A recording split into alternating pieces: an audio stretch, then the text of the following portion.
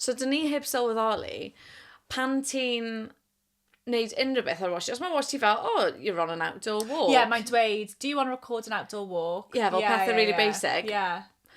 Then ni fel, yeah, fine. A mae'n postio yn syth i Strava. O'n i'n meddwl bod ti'n postio ar Strava. O'n i'n gwybod bod e'n digwydd heb sort of... Live updates, just ti ar just cerdded i gwaith neu rhywbeth. I know, how boring. So, yeah, nes i just cerdded i ti ffrind fi, Kate, sydd yn mwyn 10 munud i flag i ffwrdd. Outdoor walk on Strava. Yeah, I know. Just llinell. Ti'n fawr yn dangos am map. Yeah. Wel, pan o'n i'n Amsterdam, o'n i...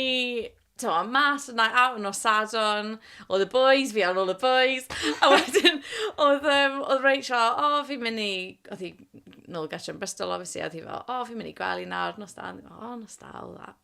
A wedyn, fel arfer fi wasn't texto hi, regardless o beth fi'n neud, byddai'n texto hi pan fi'n cyrraedd gytra. Ond am babyrau greswm, nes i just ddim cofio. I think cos hefyd, oedd e ddim yn fel safety thing, cos o'n i gyda brodyr fi, a oedd e'n fine. Ond wedyn yn y bore, fi'n cael neges ag am Rach, a mae hi fel, hi, I'm just checking you're okay, and like you got back in okay and everything last night. A ni fel, oh god, na, fi anghofio texto. Ond wedyn y rheswm oedd hi'n bach yn mwy fel... weary. Wel achos, o'n i ddim wedi sylweddoli, mae Apple Watch fi, tra bod fi allan ar night out in Amsterdam, wedi cofnodi fy outdoor walk gatre i'r gwesty.